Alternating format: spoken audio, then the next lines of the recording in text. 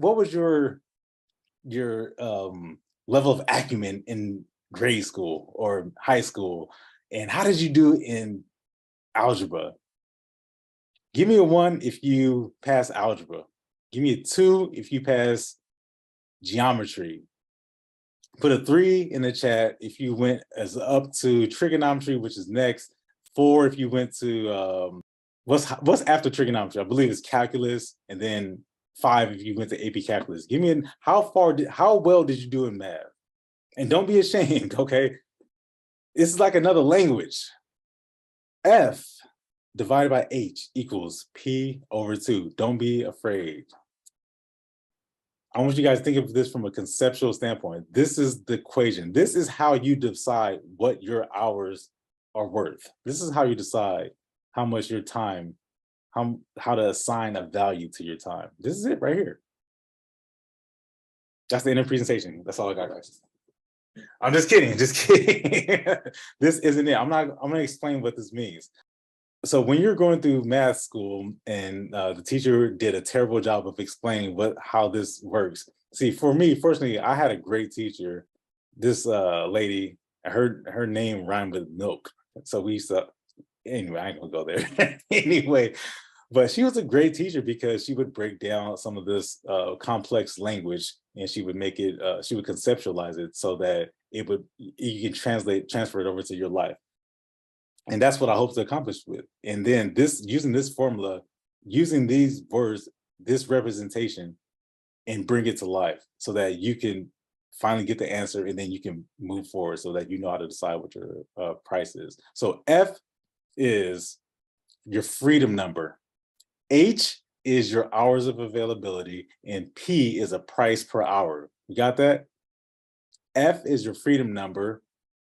H is your hours of availability, and then P is your price per hour. And if you go back to the screen, what we do is once we have that, we divide it by 2, and I'll explain that in a second. So F is the freedom number. The freedom number refers to it's exactly that, your freedom number. How do I take off the handcuffs, take off the shackles, and how do I get free? The easiest answer, the easiest way to give you a response is, what kind of bills do you get on a day, on a month-to-month basis? Give me an example of the type of bills that you get that absolutely have to get paid every single month. It does not change. It doesn't go up. It doesn't go down. It absolutely has to get paid every single month. Give me an example of one of those bills. Your mortgage, excellent. Your mortgage, for the most part, will not change. It will stay the same, whether it's 15, 30 year, whatever. I mean, there are some taxes involved in there, interest and things like that. But for the most part, your cell phone, excellent example. That changes, it fluctuates, but not very much. But and you know you have to pay that every single month. What about food? What about your groceries? Absolutely, right? The food bill will have to get paid every single month. What about clothes?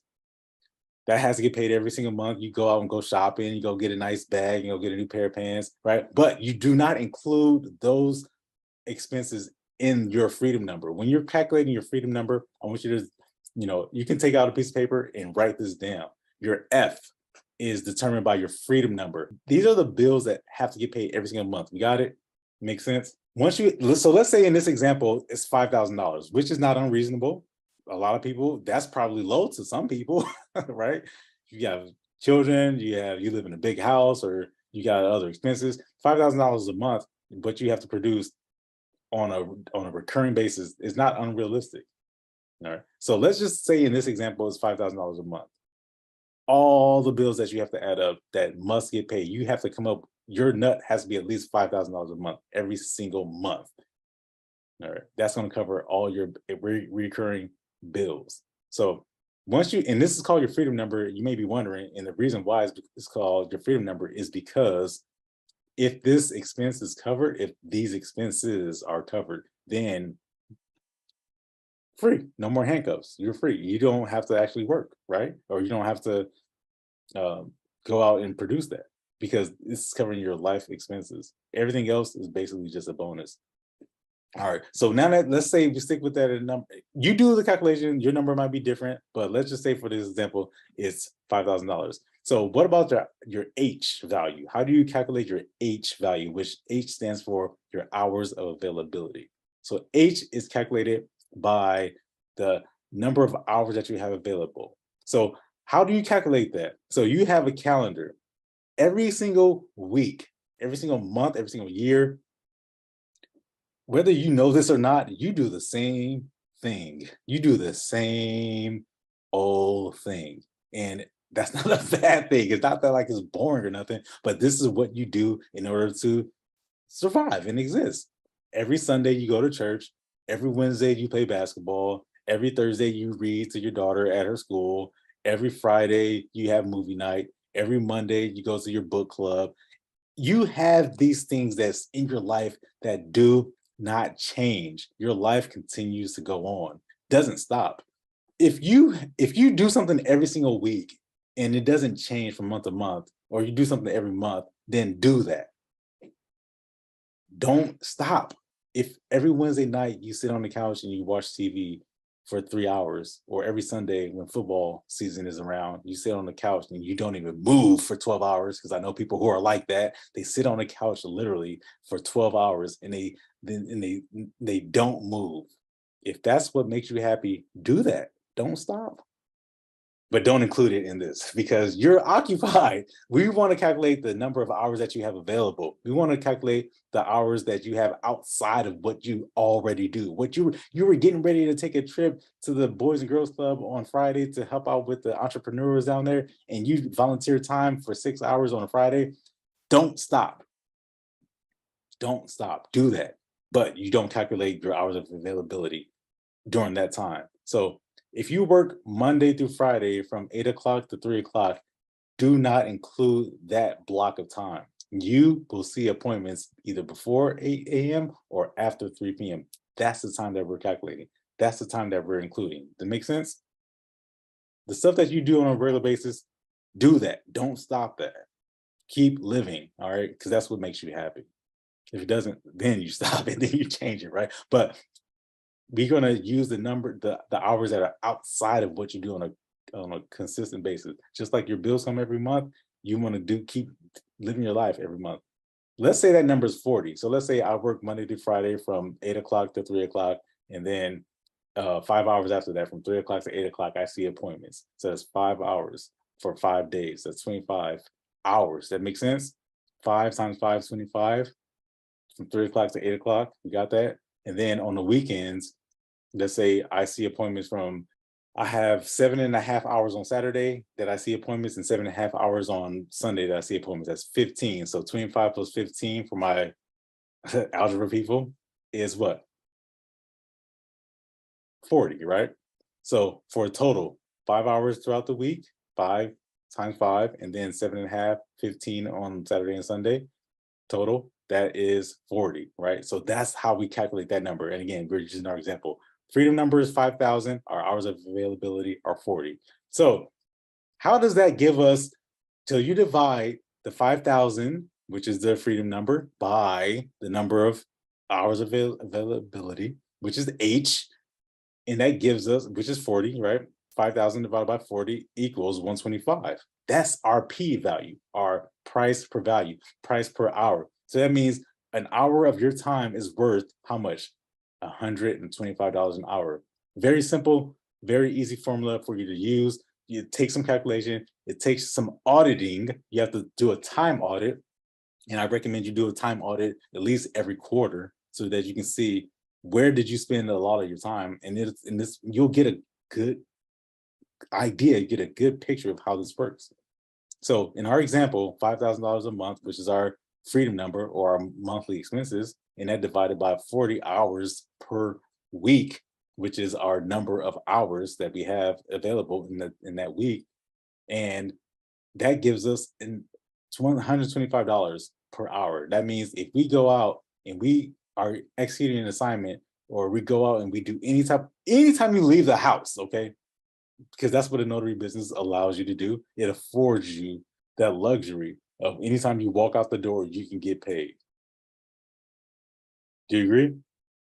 So anytime you walk out of the house for more than an hour, you got to get $125 an hour. Now, why do we divide it by 2? So you divide it by 2 because that's then in half an hour, right? In this case, it's 63 something, right? But let's round it up to 65. So that means if you do an appointment and it takes you 7 minutes to do an appointment, let's say it takes you 15 minutes to get there. Let's say it takes you 15 minutes to drive there. Or if you drive fast, then you takes you 12 minutes, right? You save 3 minutes. And then you have to drive back home, obviously, right? So it's 24 minutes total, and it takes you 6, 7, 10 minutes to do the appointment. Roughly about half an hour, give or take, right? So that means you don't leave the house for less than, you have a floor, which is in this case 63, and then you have a middle, which is 125, and then there is no ceiling.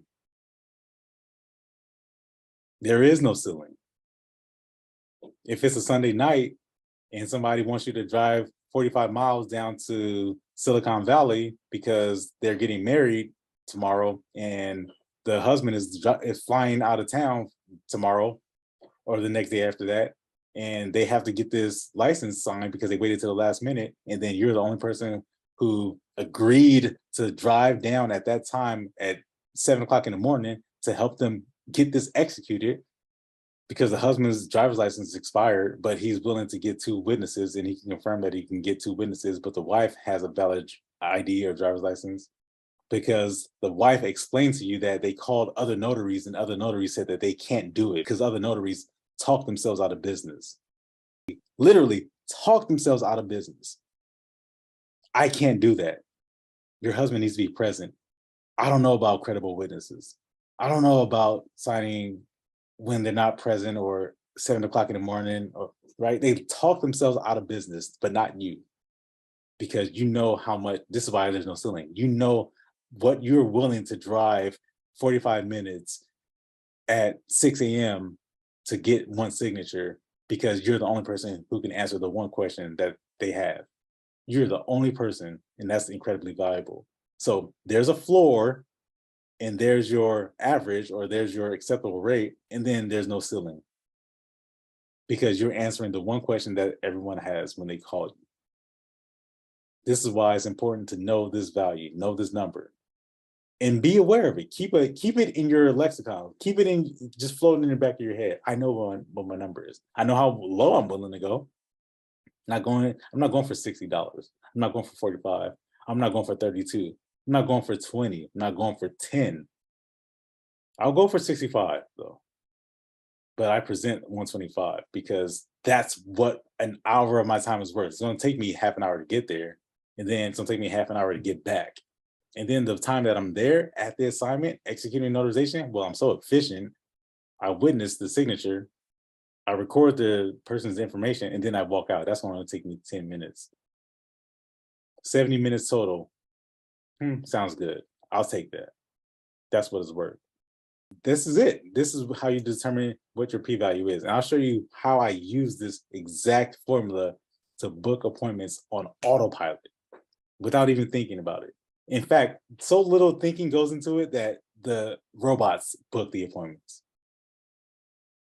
That's how simple it is. But you have to know this first. It has to start here first. It's got to. You have to know this number first. Otherwise, nothing works. So this is a foundational building block when it comes to it. So freedom number divided by your hours of availability equals your p-value, which is your price per hour. And then you divide it by 2. You don't have to. You can, you don't have to. But I like to divide it by 2 because most appointments don't take an hour.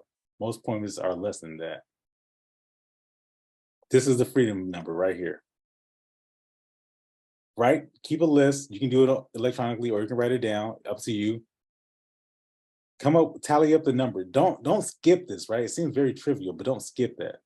How many things do you do per week or how many things do you do per month that it doesn't change? It stays the same. It's a constant. And then how many activities are you involved in where it doesn't change? What hours do you actually have available to dedicate to doing loans, closings, to signing documents, to traveling to people's? How much time do you truly have? Get a real number. It'll be very revealing. And then that'll give you what you should be charging. And you'll be surprised how much that number probably really is. And you're like, damn, I was only charging $20. was only charging $45. I was only charging $60. Yeah, you should be up in the $150 range because of the highly specialized service that you provide, right? And you can always have a floor, but there is no ceiling.